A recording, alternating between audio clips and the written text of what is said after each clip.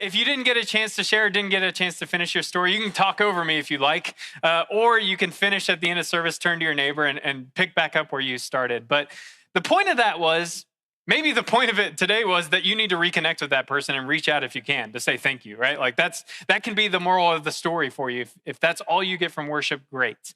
If you're able to reach out to that person, if they're still around in your life, tell them thank you for what they've done. But the point of that story is also to point out the fact that words actually do have meaning, right? We used to say as kids, sticks and stones may break my bones, but words will never hurt me. That's actually not true. Words are very powerful. They have the power to harm and destroy, or they have the power to build up life and to bring healing and hope. And so what I was trying to do in that moment is to point out in your own life, there was somebody at some point who made you who you are today because of what they said. Susanna Heschel is the daughter of the late famous 20th century Rabbi Abraham Joshua Heschel. And Susanna Heschel shares with us that her father used to say to his kids, words create worlds. The Holy One created the entire universe with words. And human beings who are made in God's image have the power to bring great hope and redemption or to destroy with the power of words. I think we've forgotten that in our modern day. I think we think words are cheap or meaningless, that they don't actually matter all that much. And so maybe it doesn't matter what we say to each other or what we throw out into the public discourse or how we talk about the current things that are going on in our world, the tone, the language. It doesn't really matter as long as we get our point across. But in fact, we believe as people who follow Jesus Christ that words really do matter because we worship the Word made flesh. Our God is a loquacious God. God is talkative. God is conversation and invites us to join in. But how we speak up matters. It's why we read scriptures. It's why we say prayers that are ancient, that have come before us, because these words have been carefully crafted and chosen because they have power. And so when we say them, not only are we affecting the world, but we ourselves are being affected. There's a Christian writer and philosopher. His name is James K.A. Smith. He wrote a book called You Are What You Love. And this book is all about this concept that you might have heard thrown around in church before, but it's called liturgy. Now, liturgy is a fancy $5 church word that actually has its roots in ancient Greece. Liturgy was something a prominent or wealthy citizen did on behalf of the community. It was a public offering from a upstanding moral citizen. But liturgy has been co-opted by the church to mean something else. Liturgy is what we do every time we gather on Sunday. It's the work of you, God's people, singing, praying, listening, speaking to each other, and serving. That's all part of liturgy. Now, James K.A. Smith, in his book, You Are What You Love, says that liturgy doesn't just have to be a church thing. But in fact, we participate and are shaped by liturgies throughout our entire lives beyond this space called church. He says liturgies are simply repeated patterns that have power over us and in our lives. So think about some of the habits you have, the rituals that make you, you. Those are all liturgies. And believe it or not, they're flying all around you. There are all kinds of forces in our world and voices that are offering you liturgies to participate in. Now, the point of James K.A. Smith's book is that we do a particular kind of liturgy in worship that's supposed to form us or counteract some of the harmful, less helpful liturgies in our world. But what I want to point out to you today is that liturgies are often based on words. So words matter. Words shape identity. They give us value. They express value. And today I want to point out that oftentimes the liturgies in our public discourse and world are liturgies that point us toward death and not life. Think about the tone of the conversation you hear going on. Tones of fear, maybe scenes of shame and guilt. Maybe the language and words and sentences that are thrown around are dehumanizing. They take away from our identity as people made in God's image. Maybe they're based in violence as we seek to harm others with our words. Whatever the case is, a lot of the liturgies that we hear and are shaped by, whether we want to be shaped by them or not, we don't really get a choice because we're encountered by them. These liturgies are liturgies that point us toward the opposite of life. And what we do here in this space as God's people, wherever we gather, not just on Sundays at 9:30, but wherever we gather as part of the body of Christ, we have an opportunity to be shaped by liturgies that point toward life. And I believe that's one of the points of Ruth chapter 2. I know it was really long and you probably forgot what actually happened because of the sheer amount of words in that chapter. But one of the things I hope you picked up on is the constant refrain of blessing that's going back and forth between people. Did you notice that? So from verse 1 in chapter 2, we are introduced to a new character in the story. His name is Boaz. And Boaz, it says, was a prominent, wealthy man. But one of the other ways you can read the Hebrew in that is that he is a man of high character, of great moral capacity. So he could be wealthy, he could be materially rich, or he could be rich in values and morals.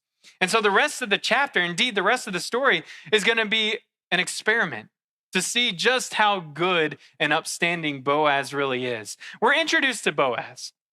And from the jump, the first words that Boaz speaks are, "The Lord be with you," to his workers, to people who are ranking below him in society. Now, Boaz in that day has every right to disregard them, to treat them poorly, to treat them as means to an end. And yet he identifies, recognizes, and says, "The Lord be with you." And in response, what do the workers say? "The Lord bless you."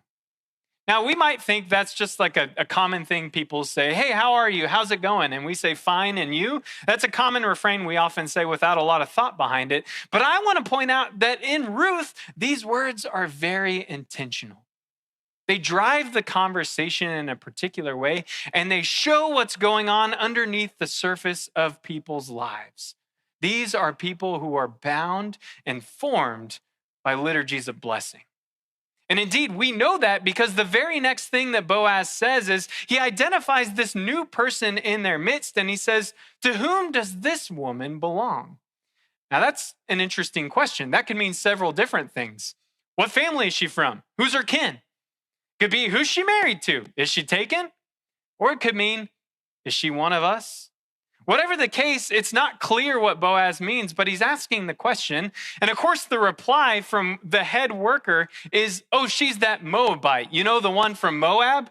Emphasizing her otherness. And how does Boaz respond? He turns and he speaks directly to her, rather than taking advantage of her, rather than ignoring her. He lifts her up. Now, the word in Hebrew for bless, barach, is actually a word picture, and it means to get on one's knee in a posture of service. So when we ask God to bless us, we're actually asking God to do something for us in a posture of serving. Or when we say that you have been blessed, somebody has helped you out along the way. And Boaz here is seeking to bless Ruth, who has no hope in this day and age. This prominent, wealthy man, who also happens to be related to Ruth, although Ruth doesn't know that yet, he is getting on his knee, going out of his way to serve her. And again, the liturgies of blessing go back and forth. Boaz says, "May God bless you for what you have done." Boaz has already heard what Ruth has been up to, how she's been faithful to Naomi, left her homeland and gone to a totally new place, trusting that she's supposed to be with Naomi, who appears God-forsaken by all accounts. And so he says, "I have heard about you. And therefore, I'm going to do these things for you. I'm going to elevate you from this status of foreign widow who nobody should care about. And I'm going to offer you these privileges that my hired workers get. Drinking from wells and water that's set apart. Not having to glean and pick up what the leftovers are, maybe the less ideal pieces of grain left behind. But getting to receive, indeed, the stuff that's picked, the choice crop. And in exchange, what does Ruth say? "May the Lord bless you, my Lord." Liturgies of blessing, back and forth. Ruth goes home with an ephah of barley. We don't really know what that means, but it's estimated somewhere between 30 and 50 pounds of grain. Can you imagine carrying that back home? And she walks in with all of it on her back. And Naomi says, "What's going on here? Who's been so generous to us?" And when she finds out it's Boaz, she says, "Blessed is he." Liturgies of blessing, words of life. I want to remind you, if you weren't here a couple of weeks ago when we started Ruth, that we learned from the very first verse that this story takes place in the literary time of the Judges.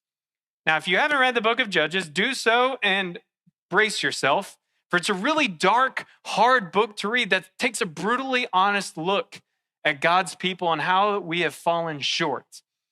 In the times of Judges, there are not liturgies of life going back and forth. Indeed, people don't trust each other.